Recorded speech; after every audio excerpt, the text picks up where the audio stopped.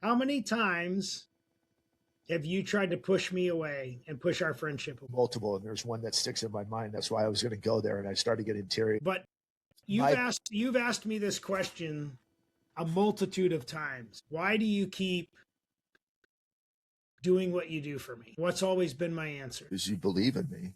Yeah. Sometimes more than you. Because I must.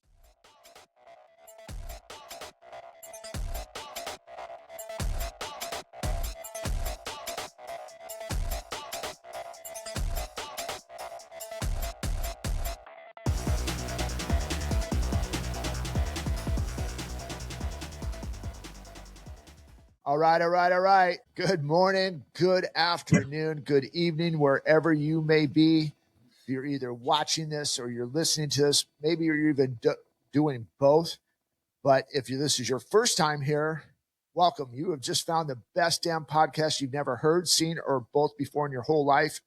We are known as Old Guys Still Rock, better yet as OGSR. And today we are on a special episode of a couple different things. It's actually going to lead into today's topic. But today we're in episode number 160. That's 160. A little conversation that started as a second workout on our Live Hard program a couple years ago has turned into a podcast that's just a little bit over 2 years old, 160 episodes. And why is this such monumental? I say this for a couple different reasons, and I think we're going to kind of skip some introductions because we have 159 other episodes. You can come really check out what we are. But why this is so monumental is most podcasts don't make it past 5. Some make it past 10, and then really after that, it just kind of falls off. So being in episode number 160, and another cool thing of this, we have not missed a week in 160 weeks. We have missed the day that we recorded on, but we have not missed a week, which to me, dude, and by the way, the other guy on the screen is Brent Wright of Brent Wright Incorporated. Again, I usually have a long introduction to him, but there's so much to cover today. So Brent Wright of Brent Wright Incorporated, a great friend of mine for almost 30 years, if not 30 years. The other host of this show, the other creator of the show, monumental impact to this show. So, dude, 160 episodes. 3 years, dude. 3 years. What the truck, bro? I was going to start off with an F-bomb, but I kind of just that thought of this, and there's just so many things have happened in the last 48 hours kind of leading up to this stuff. And your phone call on Mango Madness 2 weeks ago and basically telling us, dude, I'm done effing around with this. It's time. Yep. And we've been pushing it off, dude, and pushing it off. And like, okay, we're going to get to it. And Tucker Carlson for these amazing things called ELP. He was on Mango Madness and just put the pedal to the metal and said, we're not jerking around with this anymore. We're taking this to the next level. So we've been taking everything to the next level. Right? And it kind of leads into our topic today, which we read a good book. And if you haven't read it, we're going to take how this book has really hit home to us, and then how we applied it, not only to our lives, but really to this podcast. But really, the book, The Power of One More by Ed Milet. Ed, I'm telling you, brother, if you somehow run across this podcast, I freaking love you, brother. You have not only changed my life, but Brent's life. We have another team member on Team Armstrong. Actually, all my team members have read it, so thank you. But I'm done. I feel like I'm on a pedestal. Anybody? How are you doing, dude? What's going on, Brent? Good. Just rocking and rolling. Got 2 coaching sessions out of the way this morning. It feels good and empowering to me to help others empower their lives. I just can't even say enough about that. Doing very, very big things. One of my first coaching sessions this morning, we've defined that he's literally going to double his gross this year. He's booked out through the end of September. He's got things in place to add a new team member, a production manager. Just 2 years ago or less, he was just starting out and didn't know if he was going to be able to quit his day job. And now he's at a spot where he's having to make large decisions, impacting decisions. My second coaching session of the day, they're I'm helping them figure out how to build a multi-million-dollar house and educational center for their internship on their farm. I'm just feel very happy and blessed to be able to help people make hugely impacting decisions and actions towards those. Just like I said, I'm all in. I'm all gas, no brakes. Dude, but how I had God talk to me about something this morning and I tried to push it off, dude. And I will say this, I'm not as accomplished as you are. I'm not sad about that. It's just it's a different path, right? It's like we have different paths. You have succeeded a little bit more than I in certain areas and I in the others. But what you just said there, right? And that's really what we're going to kind of be talking about today. It's just one more day, right? It's one more starfish that we always talk about. It's one more client. And it's not just another client, right? It's another day that I'm fulfilling the purpose that God gave me. He gave me all this talent and it maybe took me a while to figure it out, or I had bumps and bruises. And then finally I realized, like, I'm here to serve. I'm here to help that one more. I'm here to help that one guy, that one client, that one client's employees to get out of that one loop that has them stuck to go into the next loop or to that next level of greatness. And so when you said that, I felt it, dude, because I've known you for 30 years. And I hope for people that watch that, it's like, it's not about the recognition. It's not about the paycheck.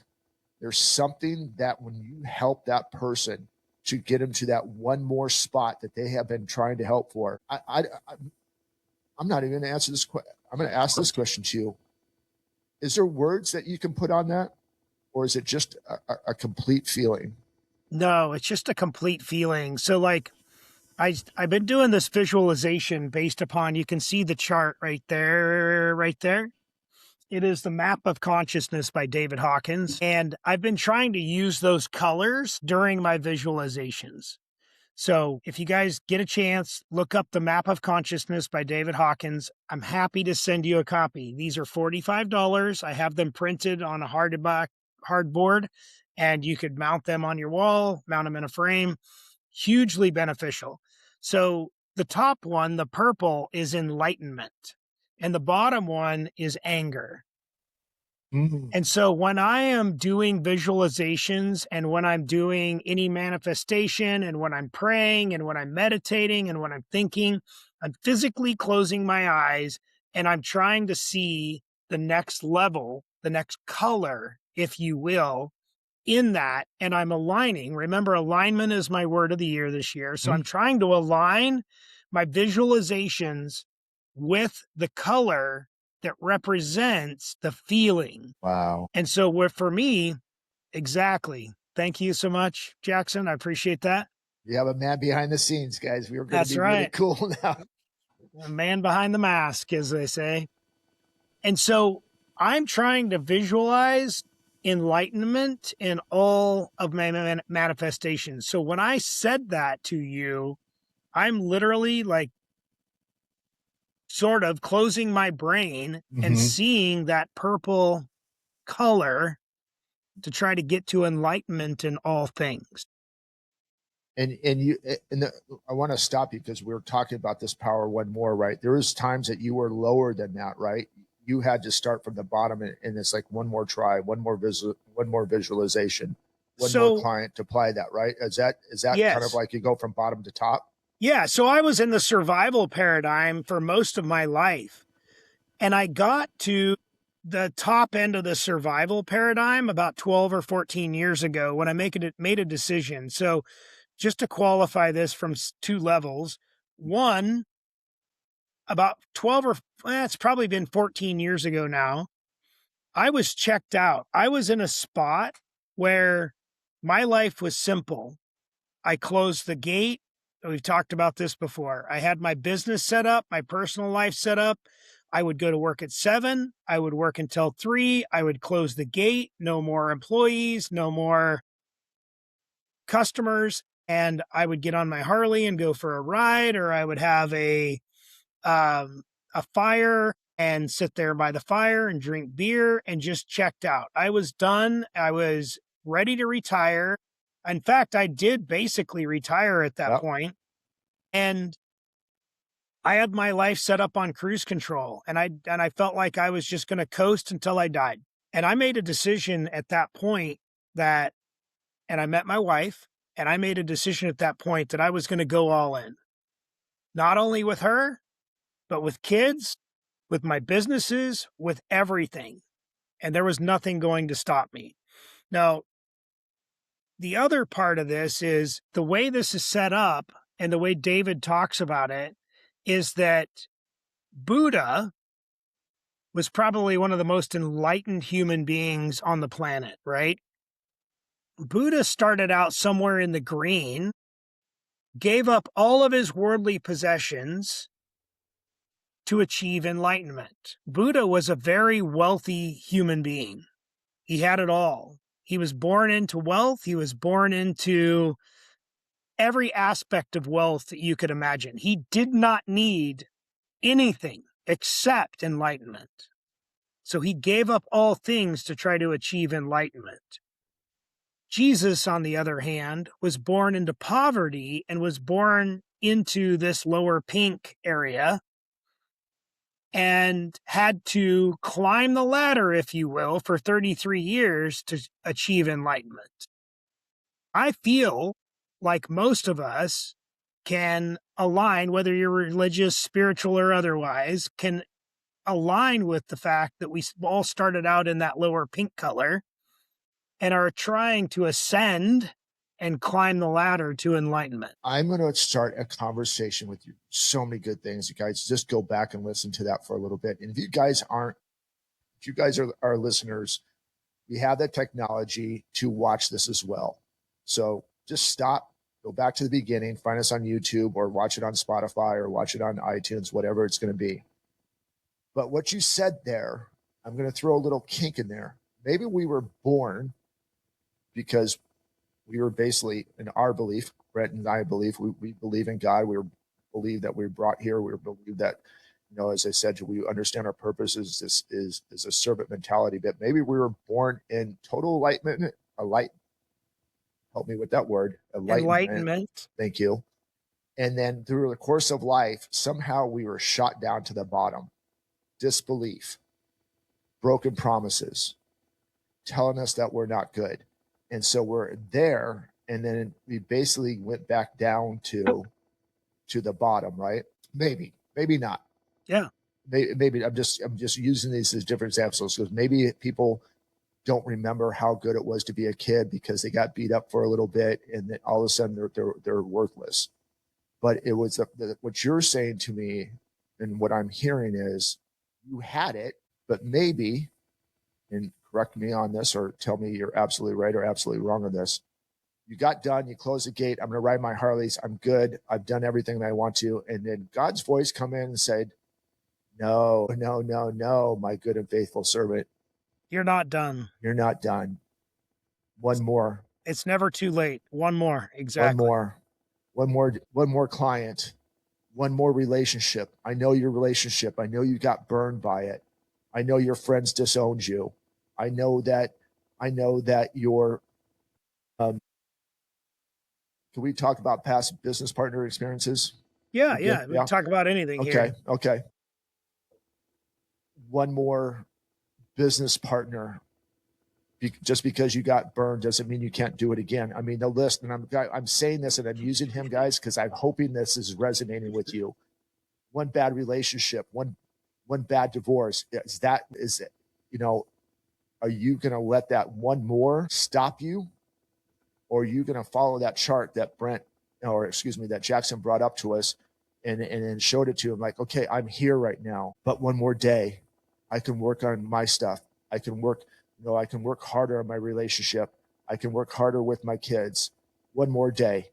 And we always use that tone, that big thing on there that says like, I just have to be 1% better.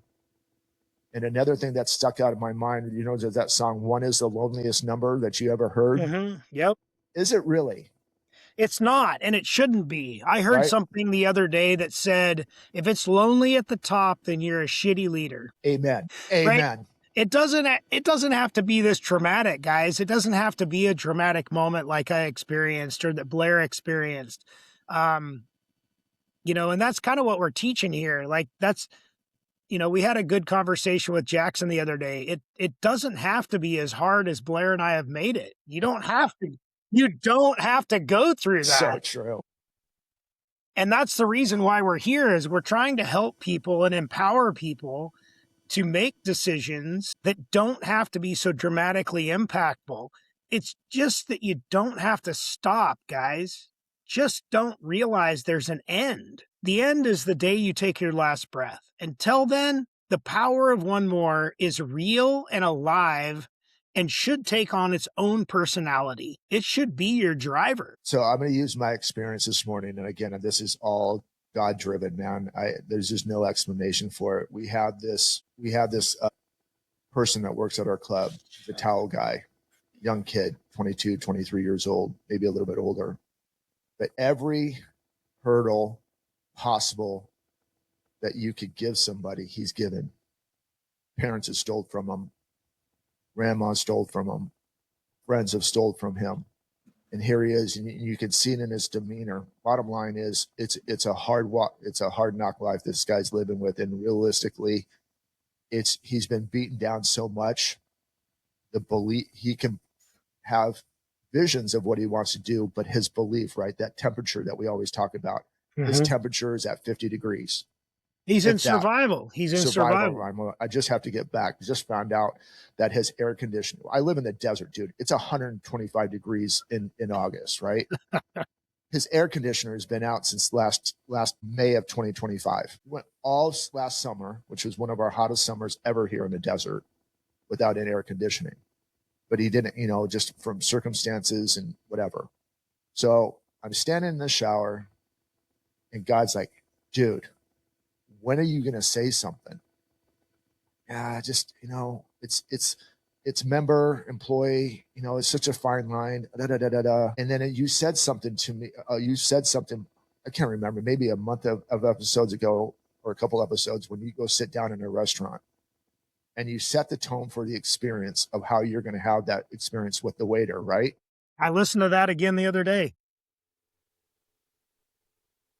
So with that being said, I got out of the shower and I'm like, okay, if he doesn't come in the locker room, I'm gonna trace him down. I know I don't have a lot of time, but God's pushing me, like, dude, talk about this. You talk about the one more starfish. You talk about the one more day for yourself and all these other people.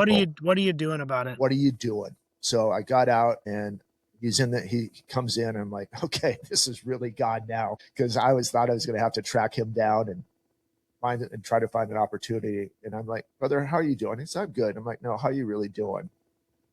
It's like, I'm doing okay. And I go, brother, do you have a mentor? He goes, no, not really. And I said, I'm gonna make you a proposition. You could take this, or you can tell me to kick rocks. I'm okay either way. I'm just gonna lay this in front of you. What are you? What's your schedule like after this? Do you have another job? Do you have another 3 jobs, whatever it is? And he goes, no, this is all I have right now.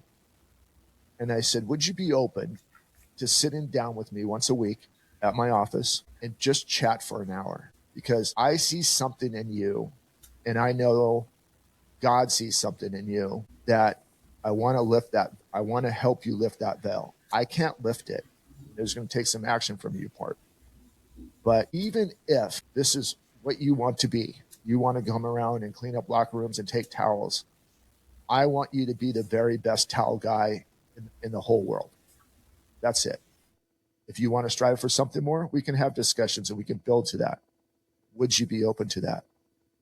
And I go, stop for a second. And I looked at him. I said, 12 years ago, I was in a 10 by 10 room on a piss-stained mattress, effed up, lost everything. And he goes, now you're here. And I go, I'm here, but there's so much more. And we had more conversations, and I can't really remember the rest of the words that we said. And I said, brother, I'm here for you. I believe in you. If you want to take advantage of this, I'm not going to chase you about it, because I know how uncomfortable it can be, and I don't want you to pressure it. But if there's something that this plants a seed in you, I'm here for you. But I want you to know that I believe in you, I love you. I see how much hard you work.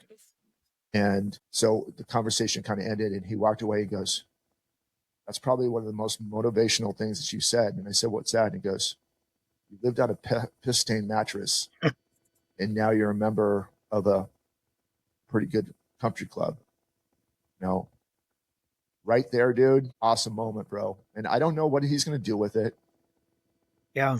But I planted that seed, right? And that was this, it's going back to what you said is when you said how fulfilling it was when you're talking to your clients today from taking them from point A and going through the desert to get them to point B. And there's going to be more desert to point C, D, E, F, right? Until we get to that upper spot to it.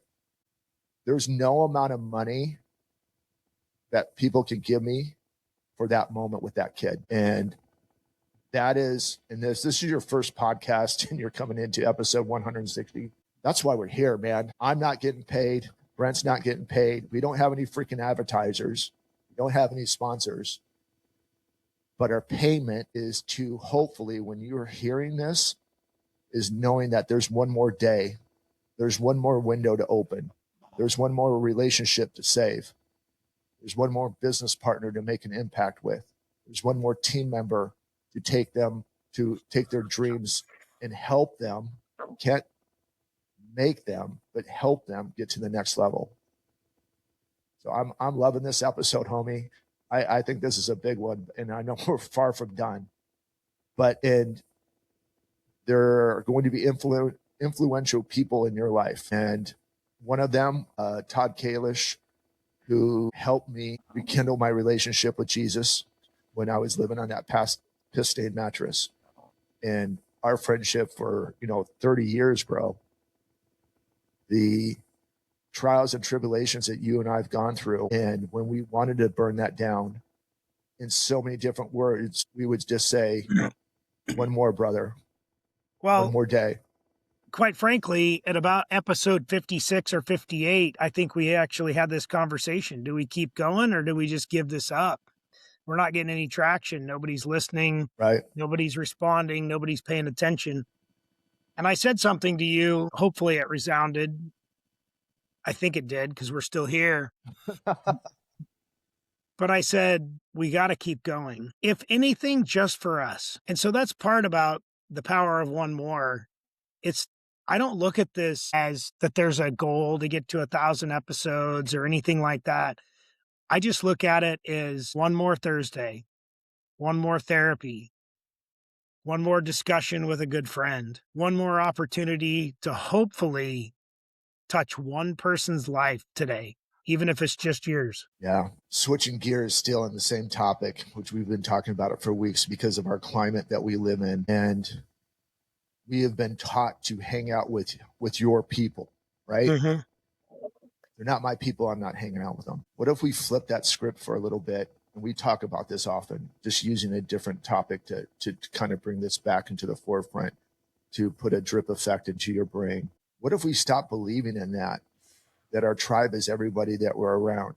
Now, some conversations with some people may be hard, but segregating yourself, why are you stopping? Or because they don't have the same political belief or the same faith belief or the same relationship belief or the same business belief? Why are we stopping that to have one more conversation with that person to really get to know them? I got a story for you on that. Let's do it. So I've talked about my Jewish friend, Larry, before. Mm-hmm. Larry actually showed up to our Bible study, not this last Monday, but 2 Mondays ago. And that was an interesting response from our Bible study group. Now, we're taught, those that are Christian know that we are supposed to go out and cultivate new relationships with people. It's our calling. It's what we're supposed to do. Everybody on the call was completely blown away that I was able to attract a non-believing Jewish person to our Bible study because he wants to know and wants to learn about other things and other people. And on top of it, he's an extreme left-wing Democrat as well. And so I want to thank you, Larry. I want to congratulate you for going outside the box, way outside your box. and getting uncomfortable and showing up to a Bible study with a bunch of people that might not be your people. Right. And trying to learn and trying to grow and trying to prosper in that situation. That's the power of one more. He's 66 years old. He's retired. He's on coast. But he's still seeking that one more opportunity to learn something new and different. You can use another scenario that we've talked about too. Because I feel the more that I talk to people and build my life and be transparent, and I'm learning to be more and more transparent every day. One more day of being more transparent and not being afraid of what people are going to say, but I have to share my story. Well, what's the worst case if you don't? That's on them, man. I'm learning more and more every day. That's on them. If they think that I'm crazy or stupid or whatever, that's on them, because they're not taking that one more day to learn a little bit more why. So a lot of you know that have been following us through 159 episodes, today being 160. A lot of you guys that are my friends, my acquaintances, whatever, know that I grew up in a massively narcissistic household. And Ed says something to this, and this is why I think God. Well, first of all, thank God for putting Ed in my life, but thanking God to continue to put new triggers in my mind. But things are caught, not taught, right? And so I caught the narcissistic. It was basically just you be around it and you come accustomed to it, but you don't realize you're putting it back on other people. Well, that was our first engagement. Do you remember that? Yeah. Well, yes and no, but go ahead. So sort of. So I walk into your farmer's agency and that's one desk, no phones, no anything, just you and a little bitty office. And I said, I want to do business with you. And you said, you can only do business with me if you come to my BNI group. Yeah. Right? Period. What about me? What about me? What about me? Right? That was lightly narcissistic, and I'm not judging you for it. 100%, dude. But that was attractive to me. I said, okay, so this guy's laying it out. He's saying, this is what it takes to do business with me, is you gotta get on my level. You challenged me from the first interaction, and every interaction since has been a challenge. We don't always see eye to eye. We don't always agree. We don't always, but we keep coming back, and we still keep supporting each other. Yeah. You don't want to have a relationship that everyone agrees with you, right? You shouldn't. Shouldn't, because that's not going to get you anywhere. But I want to stay on this little thing of constant transformation I'm doing. And so that relationship, that narcissistic stuff that I caught spilled into relationship to relationship to relationship, cost me a divorce, cost me many, many relationships in there, got me to a mentality of dating women was all about the win instead of the relationship. And I, for those who really know me, dated Chrissy back in 1989.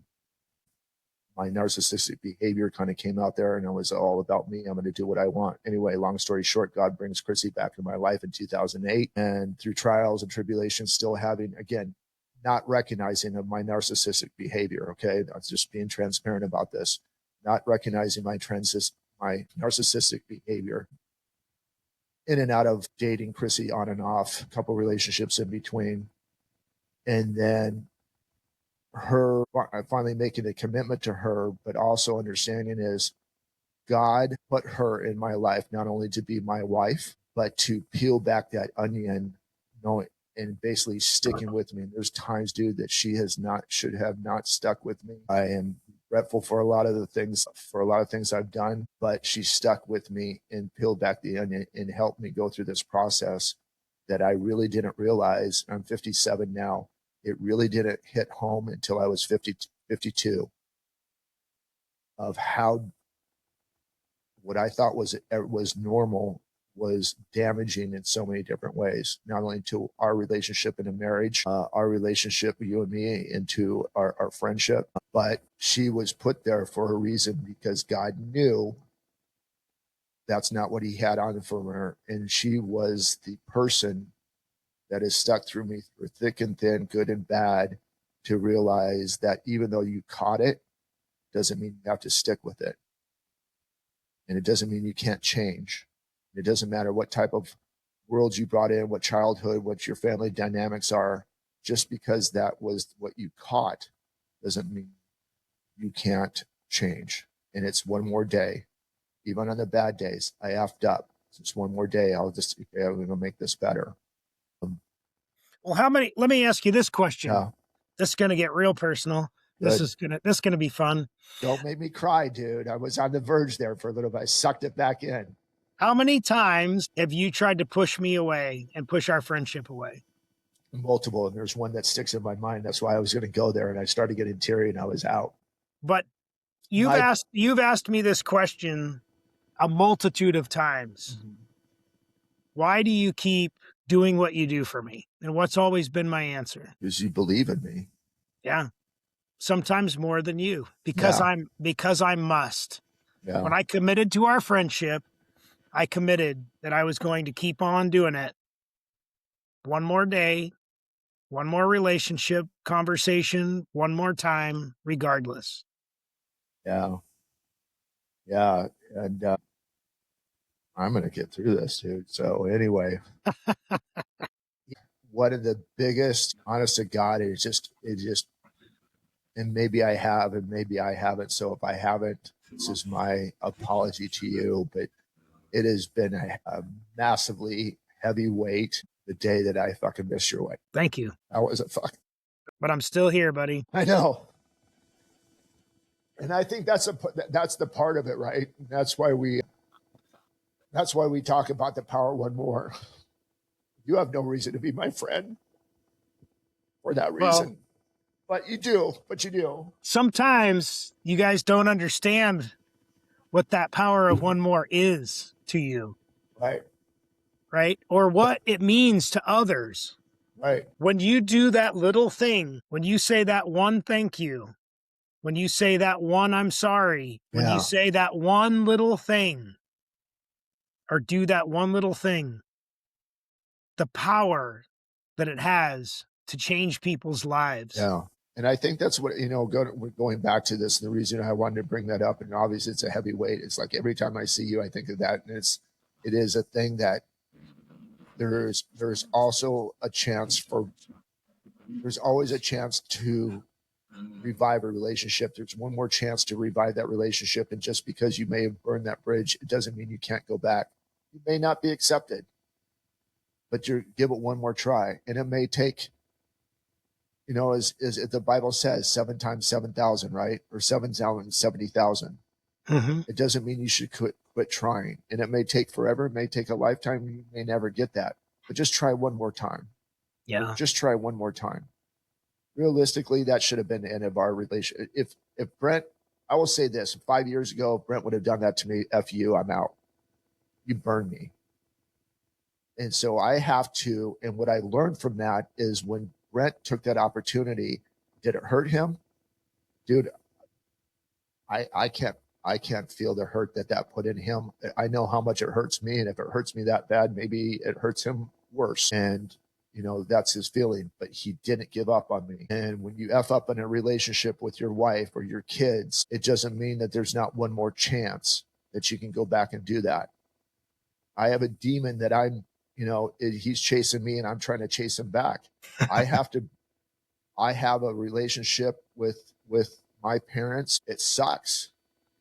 But do I give up? Or I'm like, okay, get closer. Oh, I don't want to do it. When is it going to be for me that I'm going to take that one more day and say enough's enough? Because realistically, it's on me now. Well, if you've been waiting for some epiphany, God's calling.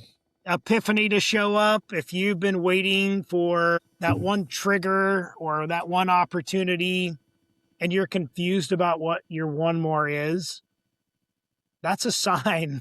Yeah. That's a sign you've been ignoring it, and you need to get right with that, and you need to sit with that. One thing that I can say after that very emotional response, thank you for that. Yeah, brother. I don't know if you know this or if you realize this, but we're good. Yeah, I do. We're good. I do. It's, and we talk about this like a lot too. I know you and I are good. I'm comfortable with it. I'm blessed every day to when people like, who's this Brent Wright? I'm like, he's a guy that I take a bullet for 100%. We're 811 friends. 811, man. Grab a shovel. Don't ask questions. Just get a shovel. All right. Yes. I'm coming. I'm the guy you call when you go to dig. Gotta go dig. Gotta go dig. But that took time, right? That took one more. That took one more. I'm sorry. One more try. One more forgiveness. And it's all those things. And again, that's why this, not only the having a relationship with God, having a relationship with Jesus, and I don't care what your relationship is. I'm just telling you what my relationship is. You want to know more about that, obviously you can talk to about Brent and I about that. And it's not just saying my way or the highway is the best, but those helped us to get out to those things. So there's not many podcasts that will go out here, and you can go back and watch a lot of them. Brent's been emotional a couple of times, talking about his family. I'm a little bit more emotional, and I think I've become more emotional because I realized how much I fucked up so many times, and how many times people keep believing in me.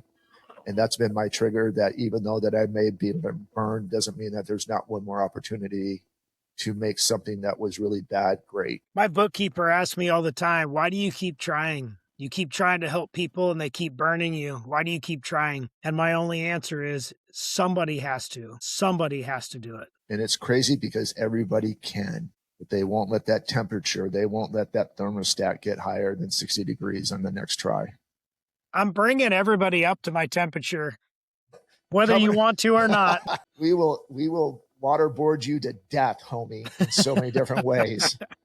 But you're coming with this. And I say that's what, is that we joke about the Mango Madness moment. There's so many pivotal moments. That's not only in this podcast. So again, if you're just tuning in to episode 160, go back and watch from the very beginning. Episode 1 sucks. We're all over the board. Got a little bit better, but we'll get, it's 1% better. And do we give up? No. Why do we not give up in this podcast? Well, I say, me talking to myself in third person, I say for the reason of great spot on here. If you guys aren't watching this, you're missing out. Here I am. Send me Isaiah 6:8. Thank you, Jackson. We were all made to be great. You hear me say this all the time. I say this all the time in conversation. I believe in you because I knew someone believed in me. And God made us to be great without any backup plan. So if you're stuck in a loop, if you're in a shitty relationship, if you're having troubles with your team members, if you're having troubles with your career because you're just stuck, talk to Brent. His track record speaks for himself. Talk to me. I have had every taste of life. I've licked the gutter. I've been born a silver spoon kid. If you kind of look at me on paper, I've had crazy parents. Everyone has crazy parents or crazy siblings, whatever. Brent has this crazy life that he grew up with, burned multiple times. Realistically, if you understood, peeled back the onion on him, most people would be living underneath the bridge of what he's gone through. You don't know about it. He passes a truck every single day when he leaves his driveway. That could have been his life, but it was one more day, one more time passing that truck, one more time putting that key in the door, one more time of understanding what April brings to their relationship, one more time of what Lincoln and Emma bring to his world. One more time, I'm sitting there looking over at a picture. You guys can't see this right now, but I'm sitting and looking over in a picture of my son and at the time my 4 grandkids. There's 2 more that's missing from that picture. And my relationship with him is tough, dude. I effed up a long time ago, but we're building it back. It's one more phone conversation. It's one more text. It's one more stupid meme from Instagram, but it's one freaking more. So we're just trying to plant the seed here, guys. Yeah. So that way you will water it and it will grow for you. Yeah. So final thoughts, man. I think that we kind of hit our point. I mean, we can keep talking about this forever, but I just say, and you'll have your final thoughts. And so I'll have my final thoughts now, but guys, just know that 100%, even if you don't know who we are, or we don't know who you are. Somehow, some way, God's going to put you in our lives, but it's going to be that one more try to reach out to Brent, to reach out to me, and say, "You're you're my one more right now, and this is where I am." Just take that chance. Just one more phone call, one more text, one more comment in our social media feeds, one more comment in our YouTube channel, whatever it is. Just one more. That's all I'm asking. It's not to make us greater, but we want to walk beside you one more time to help you get to that next level. So, final thoughts for you. If you feel like the world's on fire for you right now, take that fire and stop trying to burn the bridge and burn the boats. You have one life, one opportunity. And since we are old guys that still rock, I'll quote Eminem, seize it, just seize it, and go make a damn difference. That's a wrap. All my favorite people and the people that we have not met yet, we freaking love you. If you haven't done so yet, I hope this is the episode. You hit that subscribe button, hit that notification bell, whatever you're watching this or listening to this on. Just know we're here. But until we see each other next time, stay safe, but most of all, God bless.